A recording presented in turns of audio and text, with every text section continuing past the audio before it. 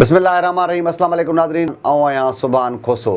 अॼु असांजे स्टूडियो में उहा शख़्सियत सां गॾु आहे जेके सूबाई वज़ीर बि रहिया, कश्मीर मां MPA बि चूंडिया, MNA बि रहिया, ऐं तव्हां असां इहे चई सघूं था त कश्मीर में अपोज़िशन जो जेको किरदारु अदा कनि था उहा शख़्सियत आहिनि मीर ग़ालिब हुसैन ख़ान डोमकी साहिबु। डोमकी साहिबु, तव्हांजी वॾी महिरबानी, तव्हां टाइम ॾिनो। अॼु जे हिन प्रोग्राम में मीर साहिब सां सियासत तौरु कश्मीर जे मुख़्तलिफ़ मामलनि ते गुफ़्तगू कबी। शुरूआति कयूं था मीर साहिबु, सभ खां पहिरियां छाकाणि त इलेक्शन जो सीज़न आहे, इलेक्शन जी तयारियूं ज़ोर शोर सां तव्हां बि कंदा हूंदव, त कश्मीर में हिन भेरे कहिड़ी पार्टी जे टिकट ते चूंड विढ़ंदो ऐं NA वारे जेको आहे त क़ौमी असेंबली वारी सीट ते चूंड पिया विढ़ो या सूबाई असेंबली वारी सीट ते?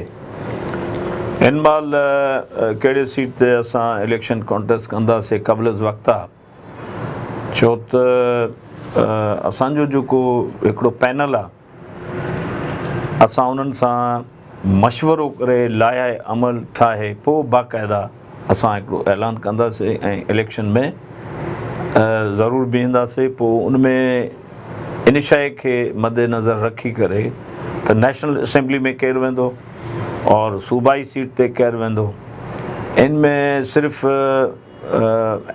असां वटि जेको हाणे हिन महिल जेके तकबंदी थी आहे नई, जंहिंमें शिकारपुर जो बि तालको पूरो आयो आहे। हाणे हिन महीने जे 30 तारीख़ ते इलेक्शन कमीशन इस्लामाबाद फ़ैसिलो ॾींदी त छा तक जेके ठहिया आहिनि नवां उन ते इलेक्शन थींदी या इन में को चेंजिस इलेक्शन कमीशन जे तरफ़ खां ईंदी, छो त सभु जेके बि सियासी पार्टियूं या उन्हनि जा रहनुमा ज़िले शिकारपुर खां, जेकबाबाद ज़िले खां ऐं कंदकोट ऐं कश्मीर ज़िले खां सभु असां वियासीं उन में। त इन में इहो ईंदो फ़ैसिलो त उन में इहो लाइ अमल ठाहींदासीं ऐं उन्हनि में पैनल ठाहींदासीं। पोइ उन पैनल जे मुताबिक़ असां ॾिसंदासीं कहिड़ी शख़्सियत सियासी NA ते वञे थी ऐं हेठि MPA ते वञे थी। सही। अच्छा मीर साहिबु, हिकु मार्केट में ॻाल्हियूं गर्दिश कनि थियूं त जेको आहे त पाकिस्तान पीपुल्स पार्टी जी क़यादत या मक़ामी सतह ते जेके हाजी अब्दुल रऊफ़ खोसो साहिबु आहिनि, मज़ारी साहिबु आहिनि, उन्हनि जी इहा ख़्वाहिश आहे, कोशिशि आहे त हू तव्हांखे कंहिं न कंहिं तरीक़े सां ठाहे वठनि, छाकाणि त हाणे उनजे मदे मुक़ाबिले कश्मीर में तव्हां ई आहियो। हुनजी इहा ख़्वाहिश आहे त तव्हांखे ठाहे करे जेको बि हुनजो उम्मीदवारु अचे उहो बिना मुक़ाबले थी सघे। छा इन्हनि ॻाल्हियुनि में का सदाकत आहे? अहिड़ी ॻाल्हि मां त न ॿुधी आहे। बाक़ी हाणे सियासत आहे, उन में ॻाल्हियूं हर को कंदो बि आहे ऐं पोइ ॻाल्हियूं कुझु ठहंदियूं बि आहिनि पॉलिटिकली और न बि ठहंदियूं आहिनि। पर हिन महिल ताईं न असां कंहिं धुर सां राब्तो कयो आहे, न ॿिए कंहिं असां सां राब्तो कयो आहे। इहो सियासत आहे, इन में अॻिते ॾिसजे त केरु कंहिं सां ठहे थो, केरु कंहिं सां नथो ठहे। बाक़ी अगरि मां सोचां या ॿिया सियासी रहनुमा सोचनि, मां पंहिंजे डिस्ट्रिक्ट जी ॻाल्हि थो करां, कंदकोट कश्मीर जी, त हर को आज़ादु उमेदवारु वेंदो, ईअं मुंहिंजे ख़्याल में तमामु मुश्किल आहे।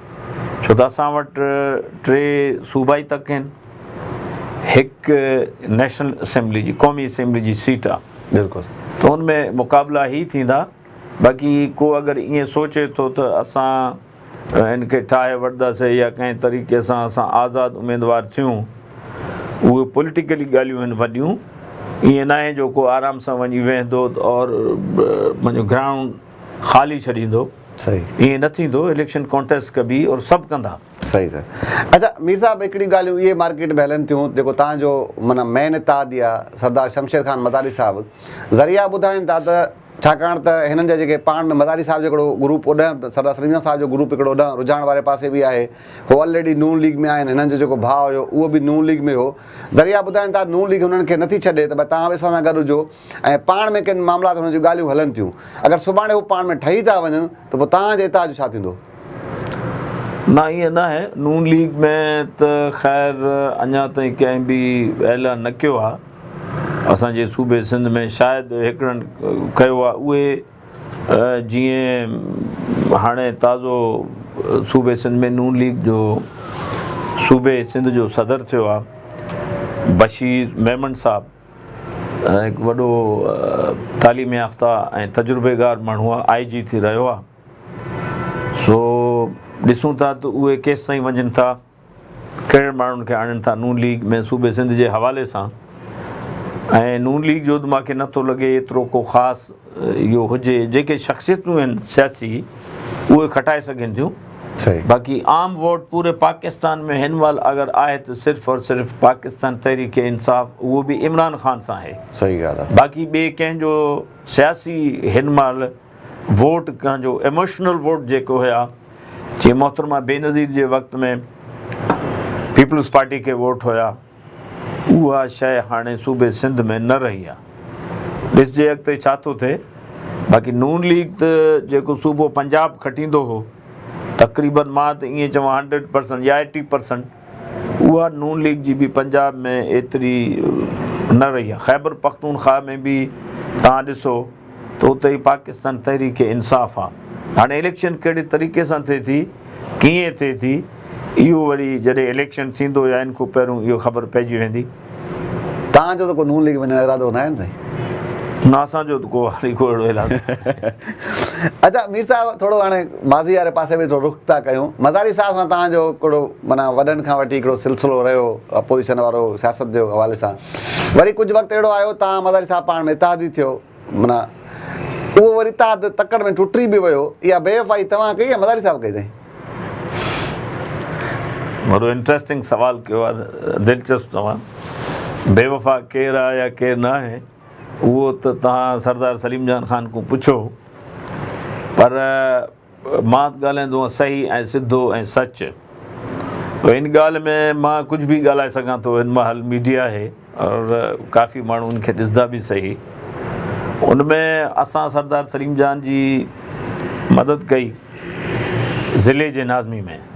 उहो ज़िले जो नाज़िम थियो, उन्हनि पंहिंजी बि वॾी कोशिशि वरिती। उनजो पंहिंजो जो ग्रुप हो उहो बि मिलिया, उनखे वोट मिलिया ऐं असां बि फुल मदद कई। उहो नाज़िम थी वियो ऐं बाद में वरी बाई इलेक्शन जॾहिं थी नेशनल असेंबली जी, उनमें उन्हनि मुंहिंजी मदद कई ऐं असां बि नेशनल असेंबली जी सीट खटीसीं, कामयाबु थियासीं। ओॾूं सरदार सलीम जान मज़ारी कामयाबु थियो, हिक ॿिए जे सपोर्ट में असां कामयाबु थियासीं। सही ॻाल्हि आहे। सो उन में काफ़ी अहिड़ा दोस्त हिन महिल जेके आहिनि, उहे नाराज़ बि थिया सरदार सलीम जान खां या असां खां, घणे भाङे सरदार सलीम जान खां, त तव्हां डोमकी साहिब सां इतिहाद छो कयो। सो उन में वफ़ा या बेवफ़ा केरु थियो, उहो चवंदा आहिनि त जंहिंखे वरी कुझु माल पाणी घणो अची वेंदो आहे त पोइ उनजूं अखियूं हिते न रहंदियूं आहिनि, उहो वरी टिकण ते ईंदियूं आहिनि मथे ते। असां फ़ुकराई लॾे जा माण्हू, माशाअल्लाह, उहो त दुनिया खे ख़बर आहे कंहिं वटि केतिरो पैसो आहे कंहिं न आहे। हक़ लाल जी खाइजे त बहितर आहे, बाक़ी हर कंहिंजी मर्ज़ी। वफ़ादारी असां त पंहिंजी पूरी निभाई ऐं ज़बान ते निभाई, न कंहिंखे कसम ॾिनोसीं, सही न कसम खयोंसीं। सही। पोइ उन्हनि वरी वधीक पाण उनखां तव्हां कॾहिं पुछो उहे छा था चवनि। सही आहे। अच्छा मीर साहिबु, माना कश्मीर जे कुझु माण्हुनि जी इहा राय आहे त मीर ग़ालिब हुसैन खां डोमकी, छाकाणि तव्हांजो जेको मां इंट्रो में चयो तव्हां कश्मीर जी अपोज़िशन जा अॻुवान आहियो, जीअं ग़ालिब ख़ान खे अपोज़िशन जो किरदारु अदा करणु घुरिजे, ग़ालिब ख़ान उहो किरदारु अदा न पियो करे। छा इन ॻाल्हि में केतिरी सदाकत आहे? तव्हांजो छा मौक़िफ़ आहे? हाणे अगरि असां हिन महिल जेकी सिचुएशन आहे, पॉलिटिकली करंट सिचुएशन जेके असांजे मुल्क में आहे, वाक़ई असां एतिरो नथा करूं या न करे सघूं था, त उन ते मां वधीक न ॻाल्हाईंदुसि। माण्हू इन ॻाल्हि खे सम्झे सां, छो त मां हिन महिल पाकिस्तान तहरीक इंसाफ़ सां मुंसलिक आहियां ऐं मां डिवीज़न लाड़काने जो तहरीक इंसाफ़ जो प्रेसिडेंट बि रहियो आहियां और इस्तीफ़ा बि मां पंहिंजे मर्ज़ी सां ॾिनी और इन में काफ़ी विया, असांखे का दबा न हुई। सही, अल्हम्दुलिल्लाह। न हाणे ताईं मूंखे पर्सनली कंहिंजी का दबा आहे, इहो अलाह गवाह आहे। कोई इनखे मञे या न मञे, उन्हनि जी मर्ज़ी। सही। लेकिन मूंखे को प्रेशर कंहिंजो बि न आहे और बिल्कुलु न आहे। सो इहा ॻाल्हि उन्हनि जी सही आहे, लेकिन कुझु मजबूरियूं, कुझु हालात, कुझु सियासी सिचुएशन हिन महिल जेके हले थी मुल्क में, उनखे ॾिसी करे वाक़ई असां थोरो पाण डरो थिया आहियूं। पर हाणे जॾहिं इलेक्शन ईंदी त उन में बाक़ाइदा हिसो वठिबो फुल, छो त इन में मां हिकिड़ो माण्हू आहे डिस्ट्रिक्ट में ऑपोज़िशन में, सरदार सलीम जान मज़ारी हुजे, हाजी अब्दुर्रऊफ़ कोसो हुजे, सरदार मीर आबिद ख़ान सुंदराणी हुजे, सरदार महबूब ख़ान बिजाराणी उनजो सॻो सौटु, मीर शबीर अली ख़ान जेको हाणे सूबाई वज़ीर बि रहियो, सो हेॾूं जखराणी सरदार, होॾूं चाचड़ जेके असगर ख़ान सां मुंसलिक आहिनि, और इहे जेकी बि क़ौमूं आहिनि इहे सभु हिन महल ताईं मुंहिंजे मुख़ालिफ़ आहिनि, जेके बि सरदार आहिनि। मां हिकु माण्हू उन्हनि खे फेस थो कयां, सिर्फ़ु बंगवार क़ौम जे सरदार अहमद अली ख़ान बंगवार मांसां वॾो निभायो, हिन महिल बि उहो मांसां गॾु आहे। बाक़ी हाणे क़ौमनि में कुझु ईंदा आहिनि, कुझु वेंदा आहिनि, ईअं बि आहे, हर जा हथ सिर्फ़ु असां वटि न आहे। सही आहे। अच्छा मीर साहब, मज़ारी साहब जी जेका दावा आहे त भई तव्हांजे बिरादरी मां हुन खोड़ वॾो जेको तव्हांजो हल्को अहबाब आहे उहो टोड़े पंहिंजा उहे हिमायती उन पैदा कया आहिनि, तव्हां बि उनजे जेको माना हल्को अहबाब आहे उन मां का टोड़ कई आहे? असां अॻे बि टोड़ कई आहे ऐं हाणे बि टोड़ कई आहे, ऐं इलेक्शन में इहो ख़बरां पवंदियूं त असां केतिरी टोड़ कई आहे, छो त हिन महिल जेकी सियासी हालात आहिनि इंतिज़ामिया सां अञा उहे माण्हू लाॻापा मतिलबु पोस्टिंग्स ते आहिनि, पुलिस जे हवाले सां या रेवेन्यू जे पंहिंजो हवाले सां। बिल्कुलु ईअं, हा। सो इन लाइ जेके माण्हू हिकिड़ा आहिनि उहे इनडायरेक्ट वे में असां ॾे अची विया, ऐं इनशा अल्लाह जॾहिं इलेक्शन थींदी त बाक़ाइदा उहे ज़ाहिर थींदा। असां बि उन्हनि जा वाक़ई घणा टोड़िया आहिनि। अच्छा मीर साहब, चाचड़ बिरादरी जो वोट तव्हांजे 4 में PS 4 में हुयो ऐं गोला बिरादरी जो PS 4 में वोट हुयो, इहो हिन भेरे ॿुधाइनि था त इहो घणो जेको वोट आहे हिननि जो PS 5 में हलियो वियो आहे, इहो इन्हनि बिरादरियुनि जी रज़ामंदी सां वियो आहे या जेके कश्मीर जा सियासी भोतार आहिनि उन्हनि हिननि खे पाण खां परे कयो आहे? इहो मामिलो छा आहे थोरो? इहो त मूंखे हाणे ख़बर न आहे, उहो सियासी भोतारनि खां तव्हां ज़रूरु हिकु ॾींहुं पंहिंजो पुछंदव। बाक़ी आम आवाम जेकी आहे, जेकी असां पंहिंजे ज़िले जी ॻाल्हि था करूं, घणे भाङे मतिलबु 50% जेके मां चवां थो 50 to 60%, 50% या लेस देन 50% जेके आहिनि उहे सरदारनि जे हुन में आहिनि, और उन्हनि वीचारनि खे को फ़र्क़ु न आहे त कोई तक काॾे वञे या काॾे वञे। सही। और उन्हनि खे एतिरो असांजे इलाइक़े में शऊर बि न आहे, तालीम बि न आहे। पर हाणे जेको नौजवान नसल आहे, चाहे कहिड़े बि क़ौम सां तालुक़ु रखे थो, चाहे उहो 8 दर्जा पढ़ियल आहे, 10 दर्जा पढ़ियल आहे, उन्हनि खे शऊर इन लाइ आयो आहे जो कोई जेको सोशल मीडिया आहे, उन्हनि वटि कचे में वञो बि उन्हनि वटि इहे सोशल मीडिया, इहे मोबाइल्स वग़ैरह आहिनि जेके पूरी दुनिया खे ॿुधनि था, माण्हुनि खे ॿुधनि था, शऊर अची वियो आहे उन्हनि खे। अॻियां जेको हुया बुज़ुर्ग उहो जीअं उन्हनि खे जीअं सरदार चवंदा हुआ उहे कंदा हुआ, हाणे बि ईअं आहे पर एतिरो न रहियो आहे। सरदारनि जी पंहिंजे जात ते हर क़ौम इज़त ज़रूरु कंदी आहे, लेकिन जेको नौजवान लिखियलु पढ़ियलु तबिको आहे या बाशऊर तबिको आहे उहो ईअं हाणे इस्तेमालु इनशा अल्लाह इन इलेक्शन में कोन थींदो। अच्छा मीर साहब, वॾे अरसे में थोरे अरसे में माना कश्मीर जूं हालतूं ख़राब थियूं, ज़िले जूं बदअमनी, पोइ वरी ऑपरेशन जो फ़ैसिलो थियो आहे। हाणे ऑपरेशन जे हवाले सां बि जेका कानून लागू कंदड़ इदारा आहिनि उन्हनि जो हिकिड़ो पंहिंजो किरदारु आहे उहो अदा कनि पिया। इन सॼे मामले खे तव्हां कीअं था ॾिसो? इनमें जॾहिं रेंजर्स खे इहो मिलियो आहे सारो, त उन में जेको रोड आहे शिकारपुर खां वठी असांजो मेन रोड जिते अगवा थींदा, माण्हू फायरिंग में मारींदा बि हुया, हिते त तक़रीबन मां चवां थो त हाणे 98% हिन महिल अमन थी वियो आहे। और रातनि जो बि हाणे गाॾियूं या ट्रकां बसां हलनि थियूं, एतिरे क़दुरु न पर हलनि थियूं। अॻे त का मोटरसाइकिल बि नज़र न ईंदी हुई। सही।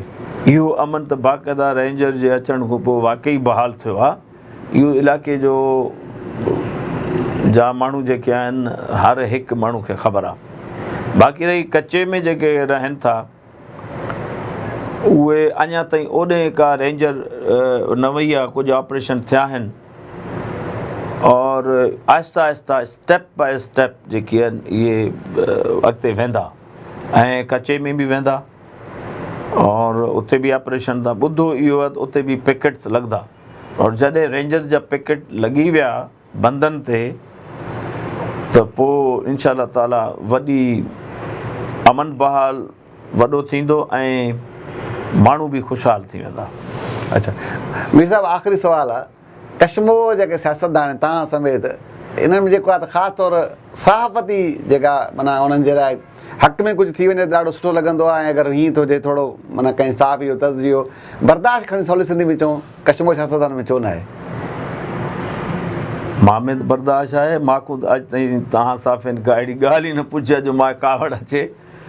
बाक़ी हाणे ॾिसो न हर तबिके में त हिकिड़ा माण्हू सही बि हूंदा आहिनि, हिकिड़ा न बि हूंदा आहिनि, त उन में ईअं त आहे ऐं ईअं रहंदो, चाहे सियासतदान हुजे, चाहे बैरोक्रेट हुजे, चाहे कंहिं बि शोबे सां तालुक़ रखंदड़ पूरे मुल्क में को इंसानु हुजे, कावड़ दर कंहिंखे ईंदी आहे ग़लति ॻाल्हि ते।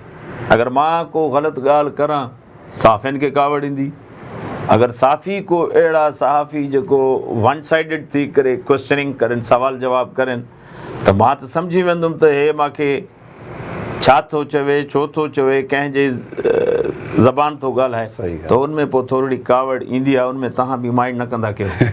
वॾी महिरबानी मीर साहब।